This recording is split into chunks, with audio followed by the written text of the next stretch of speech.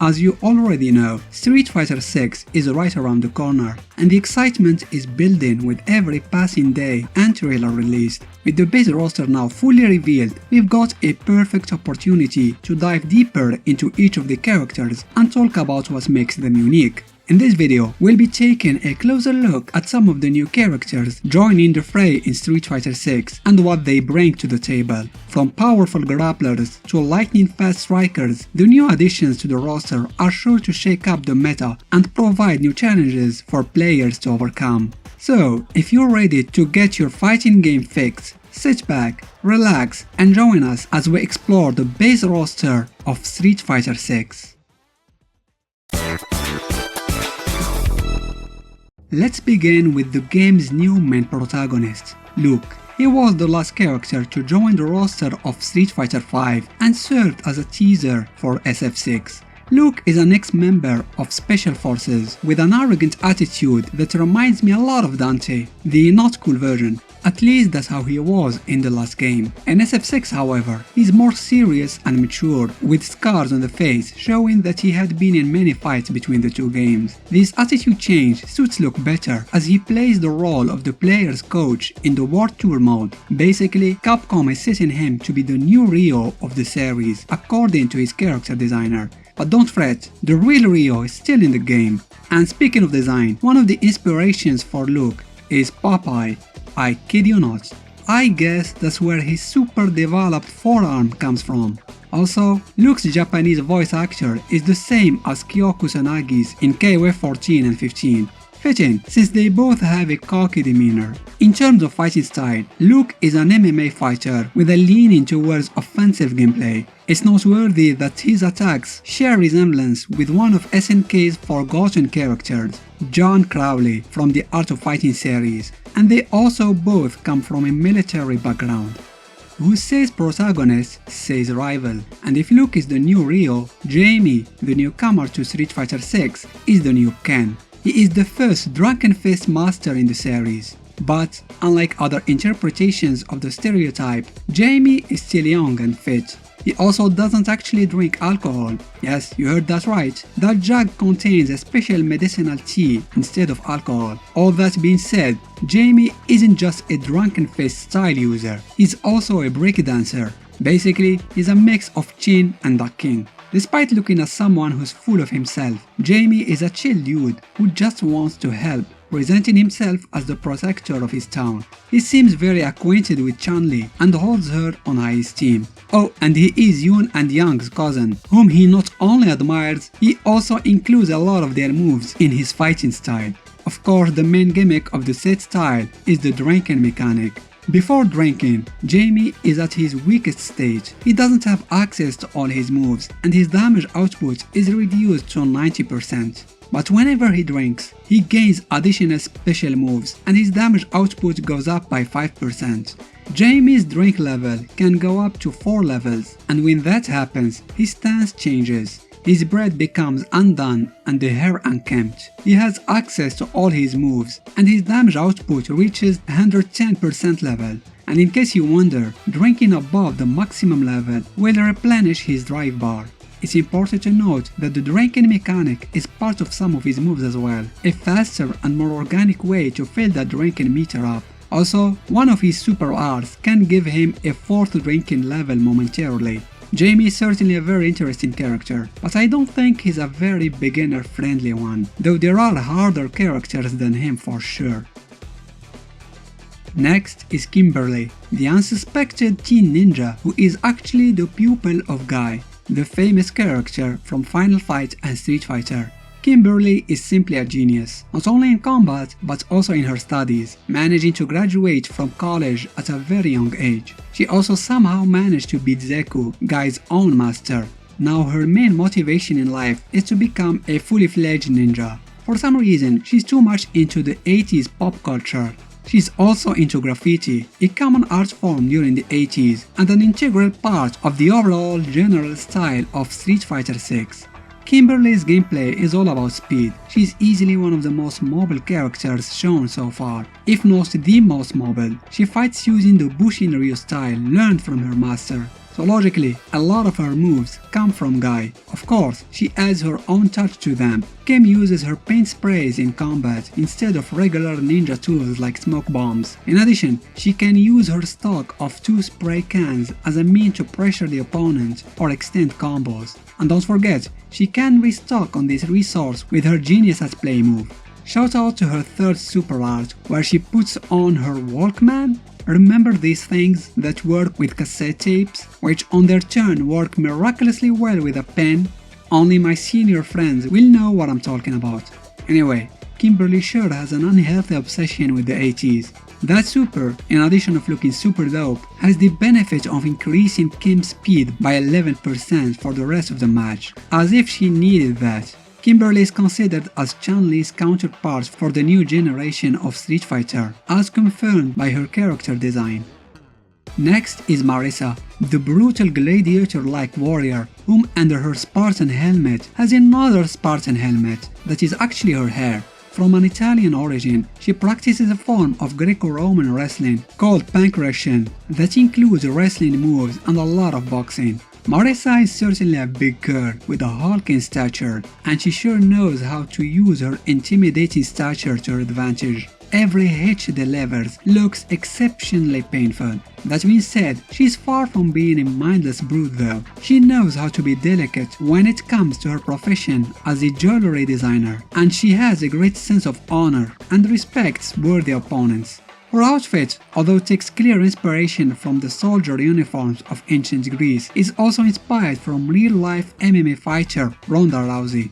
On a side note, Marisa is the tallest female character in the series, and probably could have been in all of Capcom's repertoire, if it wasn't for that cutie in the white dress.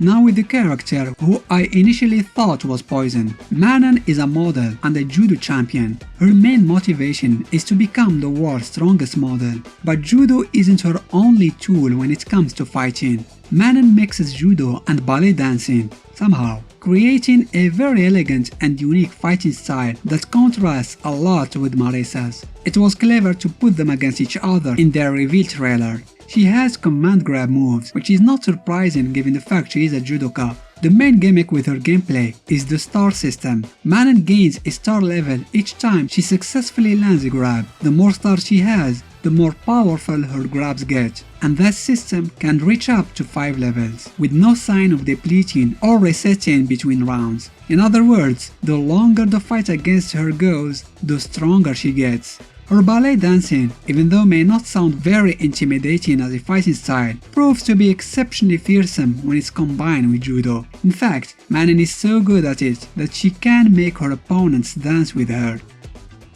Next is JP, short for Johann Pavlovich, a Russian businessman with refined manners who looks like he's going to be the main villain of the game. JP is another character with a hulking intimidating figure despite his advanced age. I don't know why, but to me he looks like a fusion of Antonov and Dudley. JP has a cane, but he uses it to throw projectile-like techniques and beat the crap out of his opponents instead of leaning on it while walking. He's in a much better shape than many of us for sure. It's not a certain thing, but he seems that he has psycho powers like M. Bison, and I believe he was talking about him in the reveal trailer. JP can create portals, teleport, and summon a strange being to help him during the fight. His reliance on his cane reminds me of Falk from Street Fighter V, who also uses psycho powers in her fighting style. Maybe they are related, but nothing is confirmed yet. And with Lily, who is the last new original character to be announced in Street Fighter VI, and she hails from the Thunderful tribe just like T-Hawk and Juri. She wields a pair of dual ball-headed war clubs known as Pugamugans. I hope I pronounced that right, which allow her to deal powerful strikes from a distance. Her fighting style emphasizes strength, speed, and agility. While she is strong and fast, she can be somewhat clumsy in her movements. Despite her fierce warrior spirit, Lily also has a soft side, and she enjoys taking pictures as a hobby. While we don't know if Lily is a shaman like T-Hawk, we do know that she has a deep respect for her tribe's traditions and beliefs. Her connection to the spirits of the forest is evident in her intro animation and moves. She is able to use her Thunderfoot fighting style to deal devastating blows to her opponents, using moves such as Tomahawk Buster, Condor Spire, and Condor Dive, which allow her to close the distance quickly and deal significant damage. Overall, Lily is an intriguing addition to the Street Fighter roster, with a unique fighting style and a connection to the world of T-Hawk. Fans of the series will no doubt be excited to learn more about her as more information about Street Fighter 6 is revealed. Now that we finished with the brand new characters, let's switch to the legacy ones, starting with good old Ryo.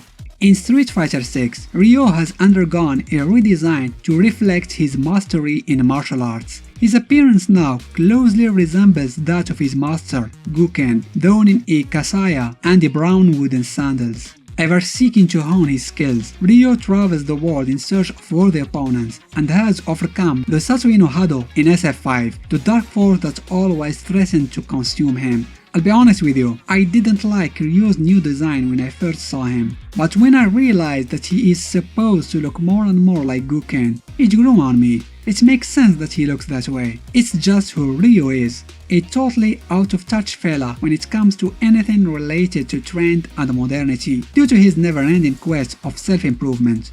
Now he emanates an aura of experience and mastery. And no, he says well fought when he loses, and not what you thought you heard. Next is Ryo's childhood friend and rival, Ken, the former US National Fighting Champion and ex-VP of the Masters Foundation. However, in Street Fighter 6, he has been accused of orchestrating a criminal plot which has forced him to abandon his family and business and go into hiding. He currently works for the Eagle Shipping Company.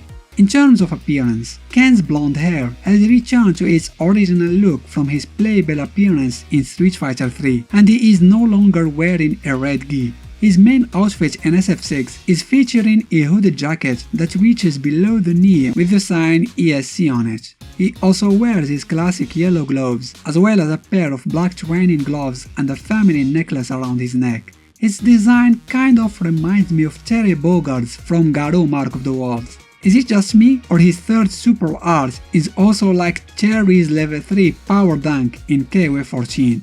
All in all, the new Ken design is widely regarded as an improvement over his appearance in Street Fighter V, where he had been criticized for his banana hair. In terms of gameplay, Ken has always been more violent than Ryo. In SF6, this is even more apparent in his moves and super arts. Not that I'm complaining.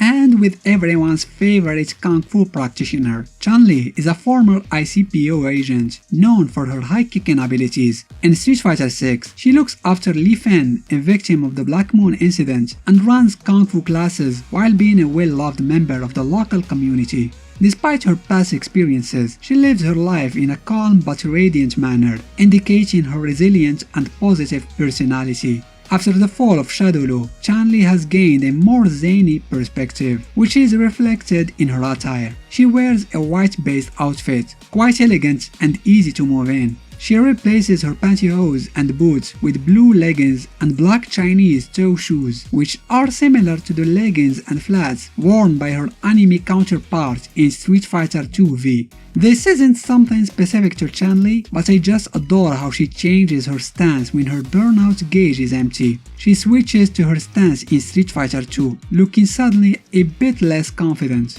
Despite aging, Chun Li looks as beautiful as ever, which may be attributed to her disciplined lifestyle and positive outlook, and fan service. Next is Guile. In the last game, the US Air Force officer was seeking revenge for the death of his friend Charlie at the hands of the criminal organization Shadowloo. He formed a temporary alliance with Luke to take down Shadowloo's leader M. Bison. In SF6, Guile continues to fight for his country and most importantly has a new look. Guile's new clothing style is a departure from his classic military uniform. He now wears a blue sleeveless vest with emblems, matching jeans, and yellow sneakers with green outlines, in addition of a white short-sleeved hoodie and a beard giving him a rugged, experienced look, emphasizing his status as a seasoned fighter. This new style is functional and stylish, conveying a sense of toughness and maturity. In terms of gameplay, he retains his classic moves like Sonic Boom and Flash Kick, and his solid puncher V-Trigger has been upgraded to a level 2 super art. He also has new moves such as the Crossfire Somersault and its critical art variant, the Crossfire Double Somersault. Guile is a powerful and versatile fighter who will be a force to be reckoned with in this 6th installment. And we have Juri, the character who everyone likes but no one picks. Unlike in SF5, this time she joins the base roster from the get-go. Juri is a thrill seeker who revels in the strife of her opponents, displaying a love for combat that is both intense and terrifying. In Street Fighter 6, she combines aspects of her outfit from SF4 and SF5, showcasing her rebellious and unpredictable personality in her fashion choices. Juri's fighting style is heavily based on Taekwondo, with a focus on offensive, rushdown attacks that rely heavily on her mastery of various kicks. Her moveset has been further modified, combining elements from both 4 and 5's incarnations. She is a flashy and aggressive fighter, often toying with her opponents before delivering a finishing blow.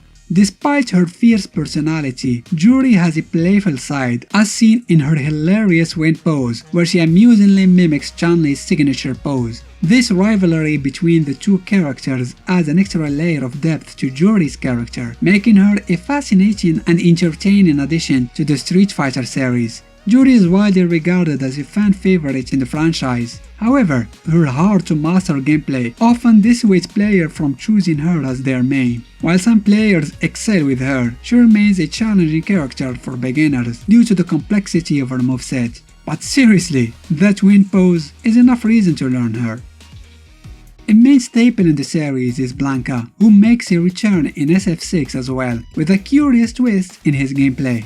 Blanka is known for his distinctive green skin and wild, untamed hair. In Street Fighter 6, Blanka has undergone some changes to his appearance, sporting a new yellow bandana and blue short overalls with a left strap and happy smiley design on the left side of his short overall. These changes reflect his new role as an adventure tour guide, which he has taken up to provide a comfortable life for his beloved mother. When it comes to gameplay, Blanka remains true to his roots. He retains all his classic moves such as his Ronin attack and Electric Thunder. However, he has also learned to integrate his Blanka-chan dolls into his moveset. These dolls are small, cute versions of Blanka that he used to sell and sometimes even dress up as in his alternative costume in Street Fighter V. Now he can use them in battle to confuse and distract his opponents, adding a new level of unpredictability to his fighting style.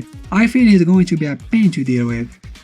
Unless you were a main of Dhalsim in SF5, you probably don't have a lot of love for him. Regardless, our Indian shaman is back, looking more aggravating than ever. Dhalsim's appearance has been modified in Street Fighter 6. While he no longer dons a turban in combat, his beard remains intact, which is good, it suits him pretty well. Dhalsim has always been one of the most frustrating characters to fight, thanks to his infuriating zoning playstyle. In SF6, this seems to be no different. In fact, he appears to have gained even more tools to become even more aggravating than ever. His fireballs are particularly infuriating, as they seem to be able to upset many players, even though they are not real. They are just illusions, as he said himself. This makes Dhalsim a formidable opponent who is not to be underestimated. Despite his annoying playstyle, Dhalsim remains a beloved character in the Street Fighter universe. His unique fighting style and spiritual philosophy make him a fascinating and complex character, and one that fans are sure to enjoy playing as in SF6. Like Juri, Honda joins Street Fighter 6 as part of the base roster. Edmond Honda is a sumo wrestler with aspirations of promoting the sport worldwide. Despite possessing Yokozuna-level skills, his constant travels have prevented his promotion. Furthermore, he is a chef of great skill, famous for his delectable chanku stew. In Street Fighter 6, Honda's motivations remain pretty much unchanged as far as we know. Visually, he wears his black tail and yellow striped yukata with red flooded sleeves once again. Gameplay-wise, Honda is an aggressive fighter who enjoys bullying his opponents with constant attacks. This makes him a dangerous opponent in Street Fighter 6 particularly, especially when utilizing the game's new drive system. Ultimately, we haven't seen that much of Honda in SF6, but if he's remotely as good in this game as he was in SF5, we're having a real problem. After skipping the last entry, Dee Jay makes a bombastic return, looking as cheerful and upbeat as ever. Dee Jay is a world-renowned dance music superstar, always ready to have a good time. He possesses an unwavering passion for music and fighting, captivating audiences with his new songs and stylish moves.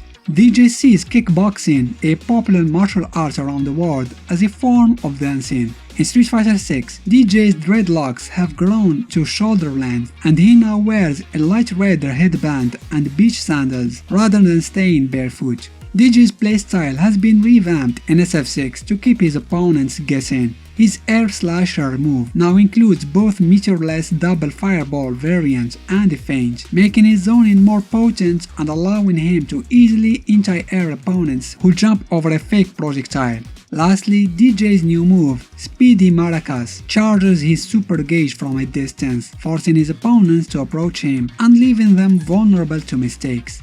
Although I recognize that he is a perfectly fine addition to the game, I have some traumatic memories associated with him. When I used to play in the arcades, Dee Jay would always be the one to end my adventure. His playstyle was too unpredictable and annoying for me to keep up with, which was also the case in Street Fighter 4. I'm curious to see how he behaves in the 6th installment, although I suspect that he won't change much.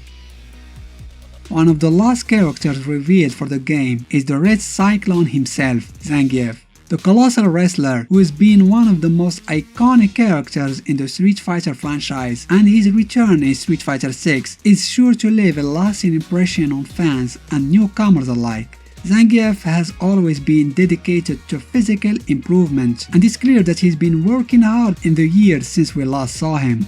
In SF6, he's become even more imposing with a heavier build and a new wardrobe. Instead of his classic trunks, he now wears red and white wrestling tights with a black trim. He initially wears a mask, but as the real-time combat begins, he loses it, revealing his fierce expression. Fans of Zangief's heel persona known as the Gief will be happy to know that it's likely to appear as an alternative costume. But it's clear that Zangief has fully embraced his wrestler persona in SF6, with his signature fighting style being close-range wrestling. Zangief's mix of Russian and American pro wrestling techniques, including devastating throws and powerful base moves, make him a formidable opponent in any match. One question that many fans may have is whether Rainbow Mika, who idolizes Zangief, will make an appearance in Street Fighter 6. While we can't confirm anything just yet, it's certainly possible that she may show up at some point, given their history. And finally, Capcom kept the best for last. Cammy is the last character to show up as far as the base roster is concerned, and the first thing you notice about her, she actually learned how to wear pants. In all seriousness, Cammy's appearance has undergone some significant changes. While her signature forelock remains intact, she has cut her long pigtails and styled her hair into a shoulder-length blonde do. The side of each leg feature hexagonal patterns like a beehive. Smart reference. Cammy completes her look with a light blue denim jacket, adorned with the United Kingdom flag on the back and two long sagging straps along the sides. Despite her new look, Cammy remains the perfect representative of the rushdown archetype. Her moveset has been left largely unchanged. One thing that fans had certainly noticed is her super art, which is a clear reference to Street Fighter 2, the animated movie. This special move shows Cammy performing a spectacular attack against JP, who is rumored to be a psycho energy user. It's a cool detail that fans are sure to love. With her distinctive personality, impressive skills, and fated connection to Shadow Lu, there is no telling what kind of adventures Cammy will find herself in next. What are you looking at? And that's it for our overview of the characters that constitute the base roster of Street Fighter 6. As a long-time fan of the series, I'm excited to see how these figures, especially the new ones, will shake up the gameplay and story. With the game's release date set for June 2nd, we're gonna have to be very patient to find out. From what we've seen so far, I have a feeling that Street Fighter 6 will be a serious contender for Game of the Year. Now I want to hear from you. Are you excited for Street Fighter 6? Do you want me to make more videos covering the game? And if yes, what aspects do you want me to touch on? Let me know in the comments below. Special thanks to my patrons for their support. Don't forget to give this video a thumbs up if you liked it, and consider subscribing to the channel. Thanks for watching.